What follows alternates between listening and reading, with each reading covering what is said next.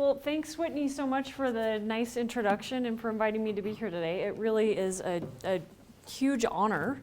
And since we have kind of a small group, I'm wondering if you guys wouldn't mind doing a quick round robin, just telling me what your name is and what you're studying. So why don't we start with you?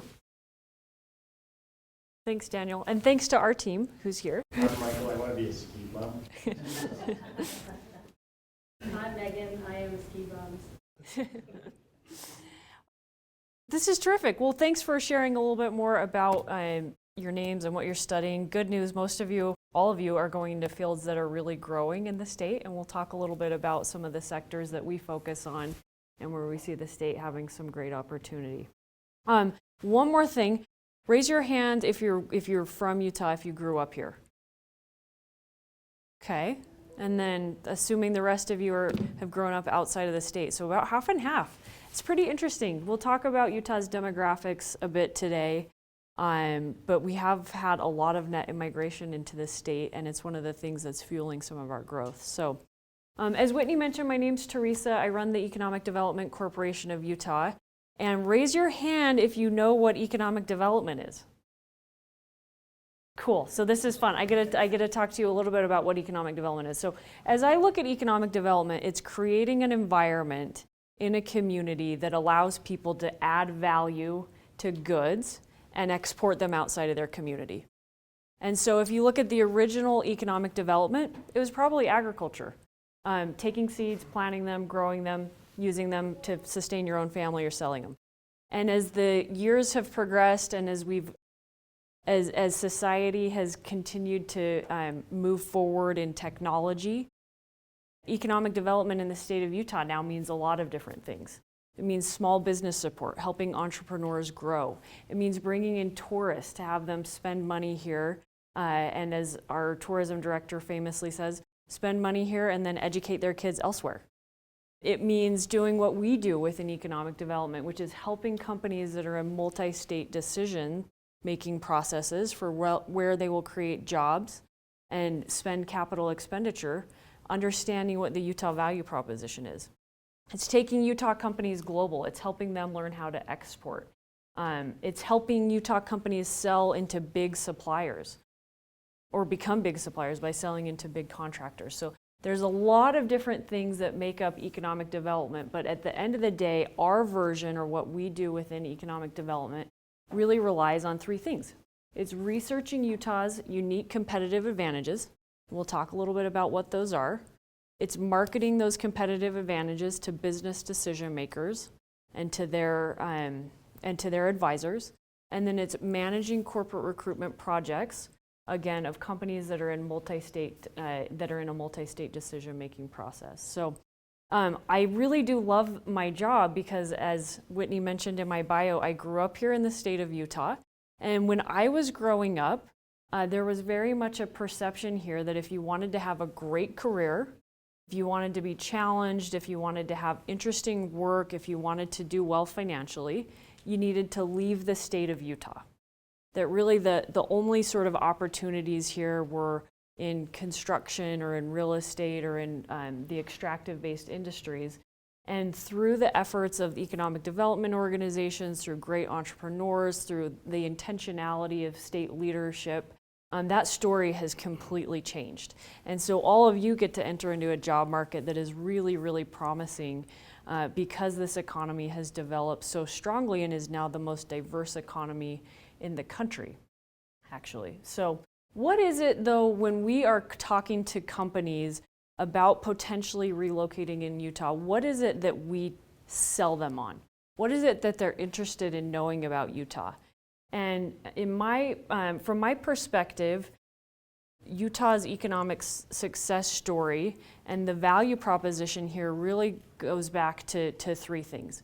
It's our unique demographics as a state, it's our unique geography, and it is this intentionality of state leaders to create a business environment that's really friendly and that is encouraging entrepreneurs and risk takers to operate in the state of Utah.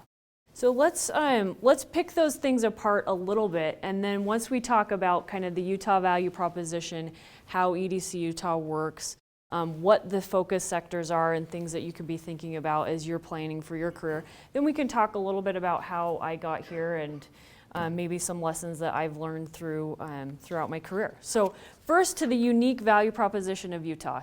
Remember what I said. It's demographics. That's one of the things that makes Utah really, really unique. So I want you to remember 3 things about Utah's demographics.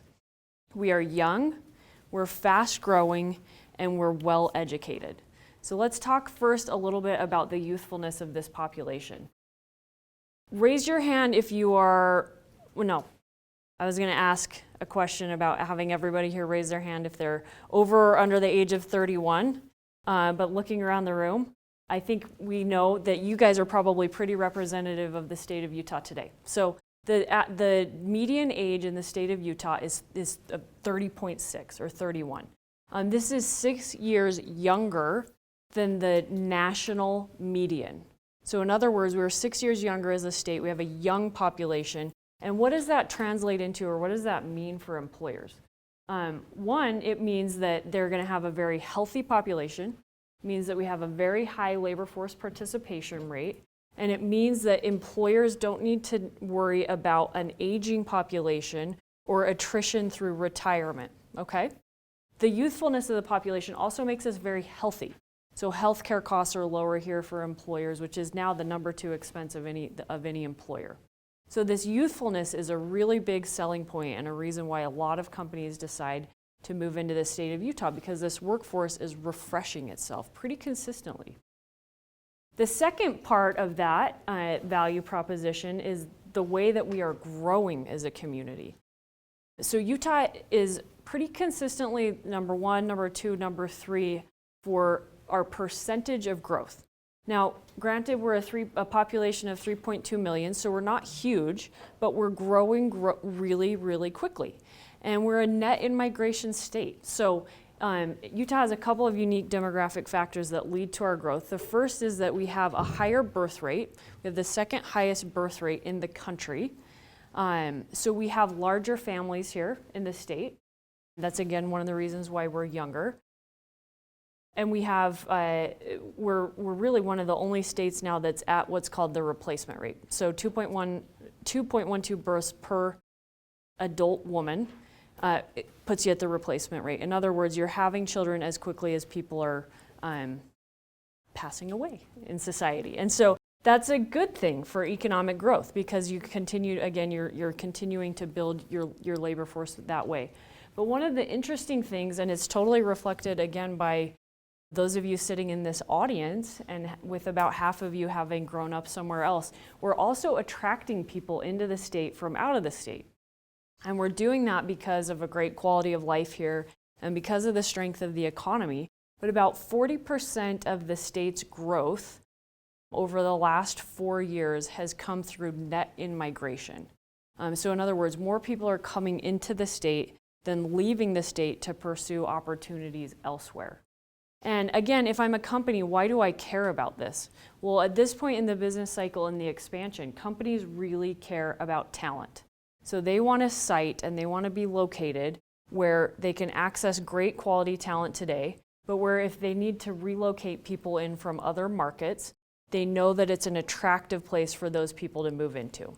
And those people, again, are going to move here because we're relatively more affordable than a lot of the other markets that we compete against. And we have a great quality of life here with good transportation systems, beautiful mountains, great arts and culture, and so on and so forth. So we're young, we're fast growing, and we're well educated. So congratulations to all of you guys on pursuing higher education. It's one of the things that makes us really unique. We have higher high school completion rates.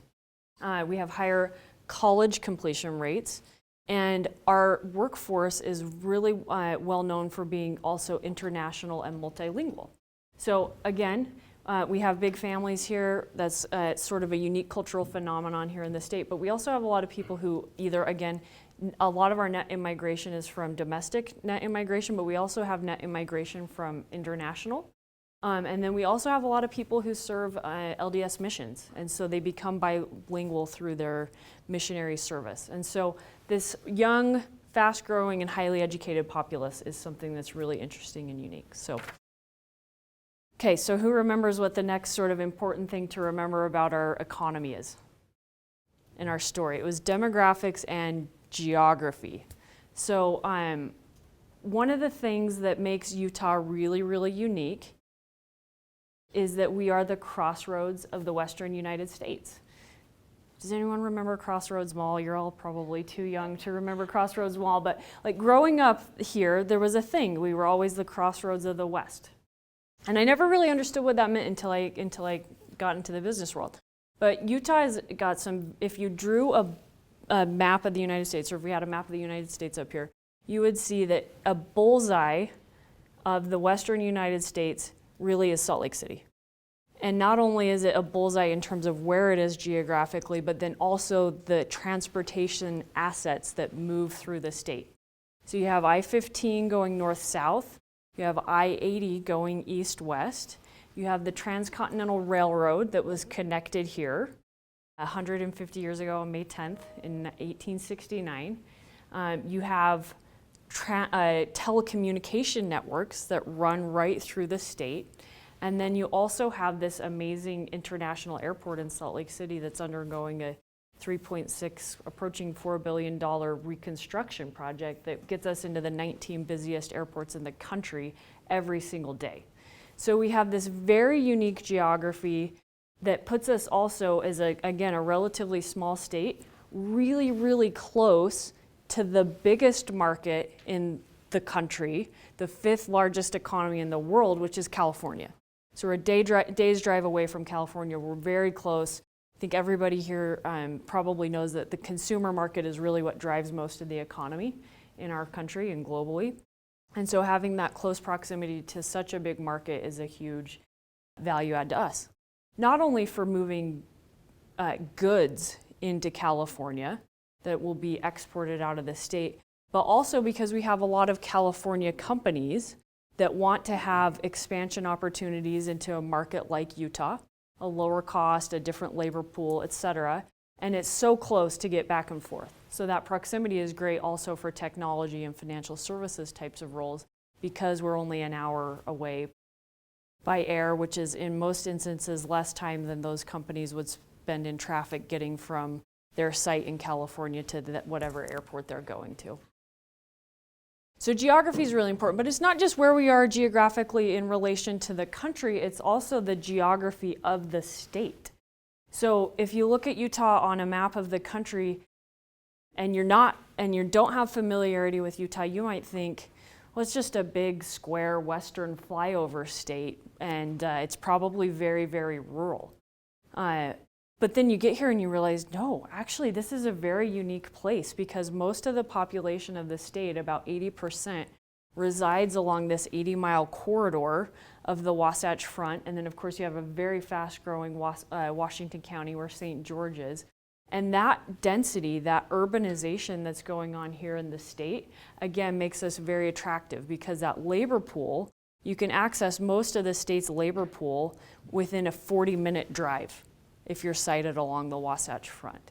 And so again, it gives these employers a really great opportunity to access 2.4 million people by being right along the Wasatch Front and within this radius. Because most people have a tolerance of about 30 to 40 minutes of a drive time. Unfortunately, you're seeing in a lot of other markets these super commuters, and again, that's one of the reasons why Utah's become attractive, because people in Northern California, for example, are commuting from Sacramento into the Bay Area and spending 4 hours each way, or living in their cars so they can be close to their work, and that's really not an attractive or sustainable lifestyle. So it's not great for the employee, it's not great for the employer, and Utah's a great alternative. So this geography makes Utah really, really, really unique. So you've got demographics, you've got geography, and then what was the third thing I mentioned? Intentionality. So the state has been really intentional about trying to diversify and develop some expertise within other sectors of the economy that have both high multiplier effects, so meaning that if one job is created in one of these target sectors, it will create additional jobs in the economy. And they also have some resilience, so they're going to have some longevity. We know they're industries that are going to be required in the future. And so we've been intentional about creating expertise in what we call clusters or priority sectors for the state.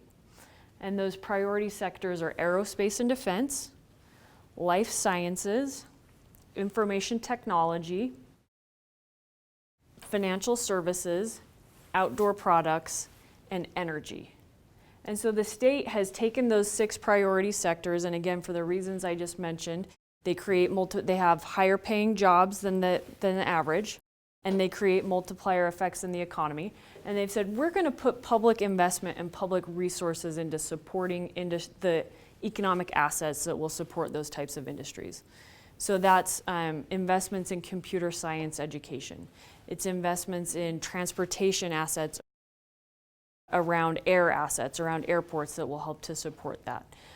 It's maintaining unique regulatory advantages to support our financial services industry. So there's a lot that the state has done to try and create expertise of public assets within there so that then you guys will all be motivated to go out and try and find jobs in those industries because the state has prioritized them and we've created some public investment around them. So in short, that's kind of the Utah value proposition. If I were going to be sitting across the table from you because you were looking at maybe expanding into Salt Lake City or Austin and you wanted to create jobs somewhere and you said to me, well, Teresa, why should I make my expansion here in Salt Lake City as opposed to one of these other places? Those are the basic things that we would talk about. So any questions on that before we kind of move on from this section of the speech? No? Okay, so importantly then, how do we get that information into the hands of business decision makers? We have a pretty robust program to do that. So we interview local employers through what we call our Know the Customer program. This is a program that where we go out and we find employers that are important to the state because they're in one of these sectors and they play an important role in the supply chain of that sector, or they have some prominence there, or they hire a lot of people, or they're important in geography. They're a big employer in that geography.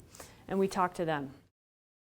We market to companies directly. So we buy some data sets and we find out who's gotten investment dollars from investors and what sector are they in and is there a value proposition for Utah.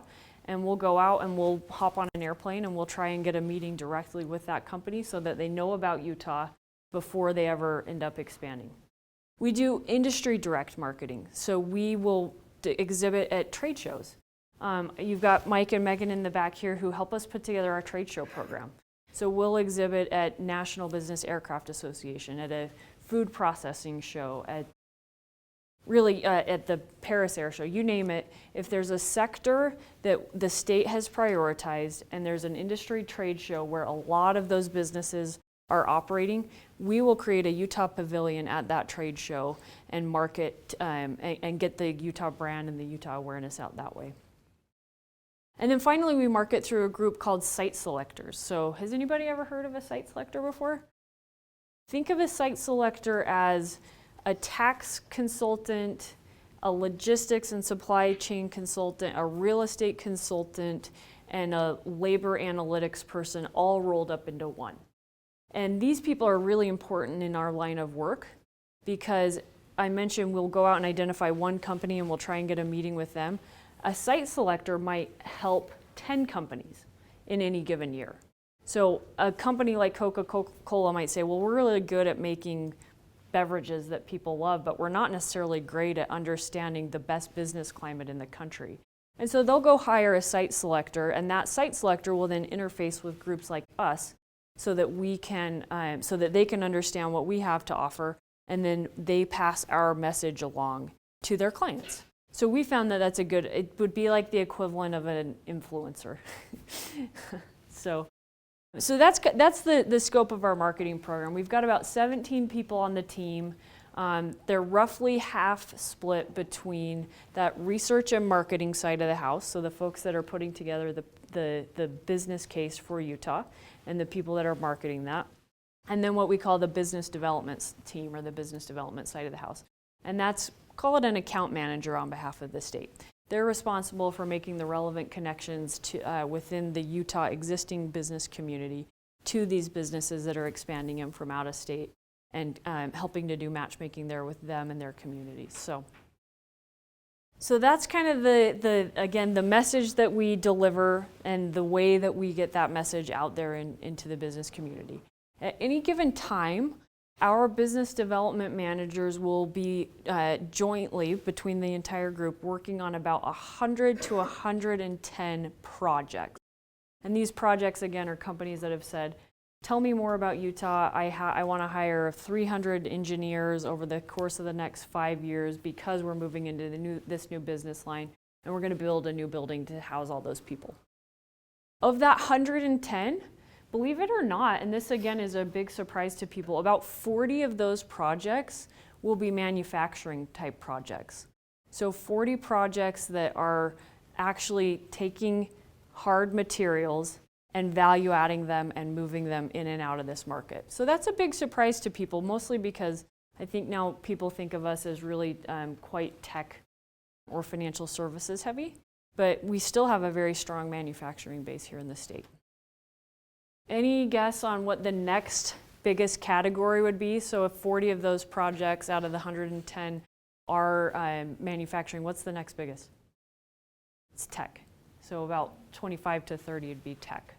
And then miscellaneous throughout the rest, so life science, aerospace, etc.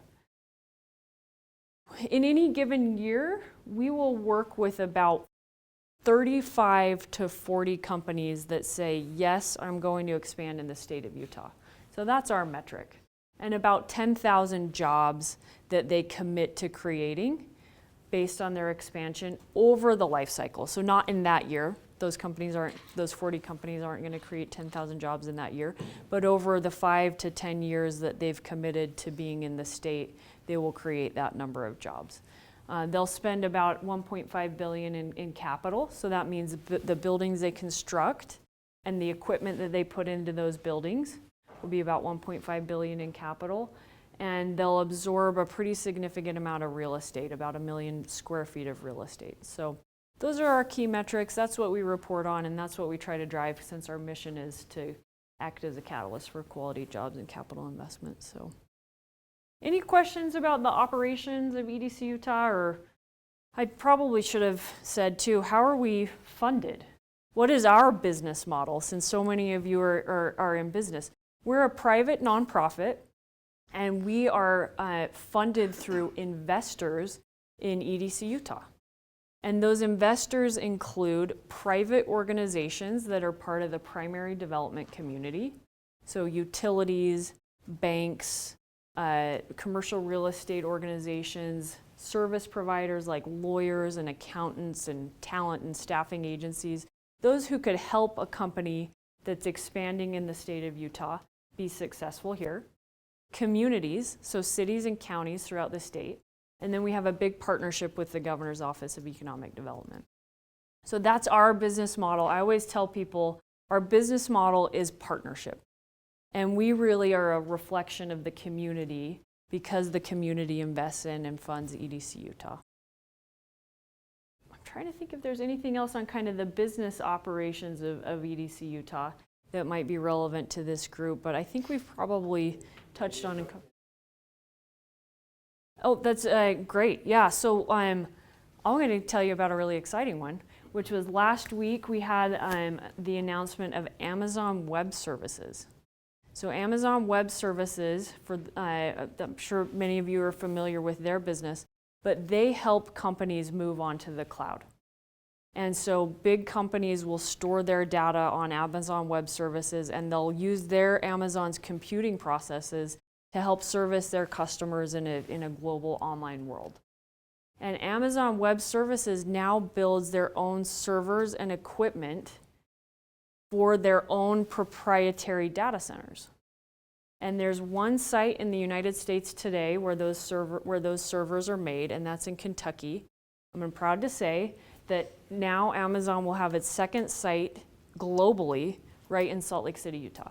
So very cool. They've announced about a 300-person expansion there, and they will be employing people at about $90,000 annually will be the salary for the people associated with that work. So for those of you studying computers, a good thing to know about.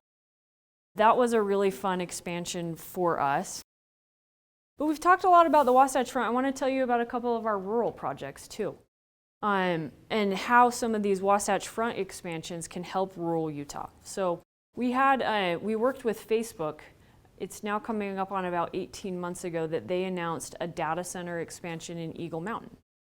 So Facebook, instead of using Amazon Web Services in our example, they build their own data centers, and they call them critical infrastructure, and they have about 7 throughout the globe. So every time you like something, it goes to the Facebook data center, and then it actually has some processing, because then when you see that she liked your post, it's computing on your computer. And so Facebook has a number of these critical infrastructure projects. They will continue to have a need for it, because we're now not going just from pictures to video, but we're going to augmented reality and virtual reality, which requires a lot more computing power. And so, cool, these are big capital expenditure projects. What does that mean for you guys? Because they're going to create 50 jobs, which in the grand scheme of things isn't a ton of jobs. What it means is a lot of tax revenue that goes to fund the school systems and the municipalities in Eagle Mountain and in Utah County. But one of the things that we're really proud about is there is a company in Price, Utah, which is on the eastern part of the state in Carbon County, pretty depressed part of the state. They've been really reliant on coal, and as the dynamics in the energy markets are shifting, they've had a lot of job loss there. Well, there's a company there called Intermountain Electronics that is an engineering provider to utilities, to mining companies, and now to solar developers. And guess what? Facebook wanted to have all 100% net new renewable energy powering its facility. So they're building renewable energy projects in rural Utah. And this company in Price, Utah, is one of their big suppliers. So a very cool story about how things along the urban front can help, or along the urban edges can help and translate into jobs in rural Utah. We also had a project recently announced in a city called, I could say city, it's really a small town, called Hilldale, Utah. Anybody know where Hilldale is? It's on the Utah-Arizona border, and they have a really interesting history. It's been a polygamist town, and they have a new mayor that they call her the first Gentile mayor, meaning she's not polygamist, she's not fundamentalist, and she's really turning this town around. It's very cool. And this company came out of California. So for those of you going into healthcare, it's a radial protective company. And they basically create lead blankets and lead aprons that you would wear if you were going in to get an x-ray. And they have moved into Hilldale, Utah, because they had people that knew how to sew there that could help them create these blankets, and they had some real estate there. So always love the big splashy Amazons and Facebooks of the world, but it's also really cool when you can work in some of these smaller communities that are really quite in need of jobs and capital investment. So those are some projects. Any questions on how we might work with those companies? So we would help them find suitable real estate. We would help plug them into people like those here at Salt Lake Community College. So we work really, really closely with the community colleges and with the technical colleges, because again, most of what these companies are trying to solve for is a talent equation, what we call a talent equation. So how did I get here? How does anyone get into economic development? The honest answer is I completely fell into it. But I think the way I fell into it can maybe hopefully provide some career guidance for you, because I do love being in this role, and I've been really lucky, and I've learned a lot in many instances the hard way. So I graduated from the University of Utah Law School in 2008. And it had been my dream ever since I set foot on a college campus to become a corner office partner in a law firm by the age of 35. And so I wanted to do big transactional work. I wanted to put deals together, and I really wanted to earn a ton of money, and I wanted to be very powerful within a law firm. And So I went right to work for a big national law firm that has an office in Salt Lake City. And what happened in the fall of 2008? Does anybody remember? The recession, that's right. Yep. So Bear Stearns files for bankruptcy and the whole financial bottom kind of falls out of things. And I'm like, what the heck? This is my dream job. I am really excited about coming to get to work in corporate finance, helping companies that want to grow through investment, helping them go out and seek loans so that they can get capital to grow, putting together M&A deals, and nothing is really happening in the market. And how did law firms respond? Does anybody know how law firms responded during the recession? Many of their clients were no longer had legal services, but the way that law firms work is that between your second and third year, you'll go and do what's called a clerkship. And it's sort of like a whole summer-long interview process. So you go and work that between your second and third year. And after your third year, you take the bar. And if you did well during your clerkship, you get that full-time job offer. Well, law firms responded to the recession by saying, you know what, we've invested a lot in these kids that are coming, that had spent their summer here. We want to keep them, but we don't have enough work to keep them busy. And in a law firm, what do? You sell time. So these law firms were trying to think, how can we keep these incoming clerks that will now become associates in a law firm, how can we keep them from going to work for a competitor, but we don't have enough work to keep them busy full time? So they started to offer deferrals. So they basically were paying people to not show up to work. They were paying people to go build Habitat for Humanity or clerk for a judge or do whatever. And I kind of saw this, and my law firm was doing it, and I thought, well, that doesn't sound good. Like, that means the law firm must not think that the global economy is going to start to pick up within the next year or so, even longer really, because they're deferring people that would have started 6 months later for up to 18 months. So I thought, well, gosh, maybe I should try and round out my experience level in some way. So I, after having worked for a year at the law firm, raised my hand and said, could I take a voluntary deferral? I would maybe like to go do something else. And my organic mentor at the firm, a guy I totally love, his name is Jerry Oldroyd. He had been serving on the board of the Governor's Office of Economic Development, and he knew I had an interest in energy. And he said, hey, you know what? They are over at GoEd trying to start this new program. And I kind of filed that away in my head. And so I went to him and I said, hey, Jerry, do you think that I could maybe take a voluntary deferral and go work for the Governor's Office of Economic Development? And he was like, interesting. And he helped me basically convince the firm that they should give me a 1-year-long voluntary deferral while I went to work for the Governor's Office of Economic Development and help them stand up what was this new energy program at the time. And I totally fell in love with being at the governor's office. It was just a really interesting time to be there because the economy was contracting. There was a change in the gubernatorial administration. It was right when Governor Huntsman had been tapped on the shoulder to go be the ambassador to China. So Governor Herbert was just coming in, and he was trying to figure out what was going to be his thing. And his thing was going to be economic development. They were going to carry on with the Huntsman administration. And so there was this change in leadership. There was a doubling down on economic development as a priority for the governor. And there was a renewed need for it in the state because the economy was contracting. And I just thought it was so cool. So I started over doing energy, but then I really started to like this corporate recruitment and this incentive stuff. And one of my colleagues ended up having a baby, which was great for her, and she took her maternity leave, and I dove into all of her projects while she was out. And I just thought, this is so cool. We're so intentional. We're doing things that hopefully are creating jobs that are helping my friends and family live a more prosperous life. So I totally loved it.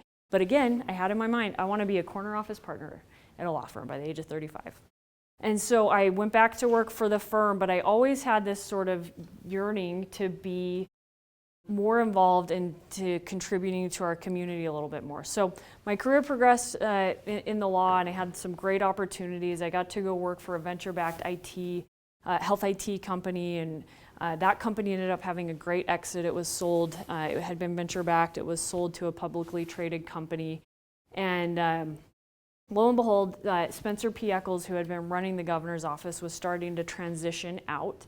And he tapped me on the shoulder and said, hey, we really need somebody to come to GoEd throughout this transition period who understands the programs, who gets what we were trying to accomplish, and to help this next person that's going to lead the governor's office of economic development be successful. And I was like, no way. I've got, my career is going very well here, and I like what I'm doing, and I'm on this path that I had set forward for myself. And he's pretty convincing. He twisted my arm and he worked on me pretty hard. But I had a phone call with a woman on the firm that I was working on a transaction with. I was at my desk at 7 p.m. in Salt Lake City. She called me from her desk line in Philadelphia at 9 p.m. She was on the firm's board, which is basically the executive committee of the firm. We were working on a transaction together. And she was calling to let me know that we had this issue going with this client, and she was going to cancel her annual trip to the Phillies play spring ball in, I want to say Phoenix or Florida, one of the two sites. And she just said, sometimes I wonder why we even do this. And I was like, this woman is who I'm trying to be. She's on the firm's management committee. She's a rainmaker. She's doing very well financially. But she's calling me, an associate in the Salt Lake City office that she's never met face to face, and she's asking me, like, why do we even do what we do? And so I called Spencer. I was like, hey, I'm in. I want to come back to work for the governor's office. And so I did, and had some great opportunities there, and got to work with EDC Utah, and really tried to work on building the partnership between the public and the private entities there. And so that's my personal story. Ended up at EDC Utah. I've been there for 2.5 years, and I absolutely love it. We have some great flexibility as a private organization. We've been able to, in many ways, there were a lot of great people that were part of EDC Utah, so I inherited a great team. Many of them needed to be in new positions. We were able to find great positions for them within the organization. And then we've been able to build the team and bring over people that I've worked with in the past, like Mike. And so it's been an absolute joy, but I would just talk about maybe 4 or 5 things that I take away from my experience that I hope that maybe could be helpful to you. So I'm going to flip to my notes here because I want to make sure we cover all of them. But the first is, so what was happening in 2008? The world economy seemed to be falling apart. It seemed to be a total disaster. But I would take from that sometimes what seems to be a challenge can actually be a great opportunity if you look for it. And so keep your eyes open for things that they might seem like a roadblock, it might seem like an obstacle, but really it gives you an opportunity to look at the world in a new way and to go out and try and create something that doesn't exist. The second thing I would say is I feel like, and I hope I did, and what I would like to do and what I seek to do everywhere I go is to add value. Add value wherever you go. And so I kind of jumped in. I had heard they were trying to start this program. I thought, I have something that I can offer there. I'm going to jump in. And then I tried to broaden my scope when I got there. So I went in specifically focused on energy, but they needed help in corporate recruitment and they needed help in incentives. And so I tried to add value by learning what the needs were and by jumping in through that. The third thing I would mention is how important it is to cultivate relationships with sponsors, mentors, and champions. And I really hope that what I told you about Jerry Oldroyd, my organic mentor, is an illustration of that. So Jerry was really vested in me doing well at the law firm, because the way that a law firm business model works is partners bring in work and then they have the associates do that work, because partners are capped in the same way that everyone else is. They only have 24 hours in a day. But if they can sell other people's time, the law firm makes money.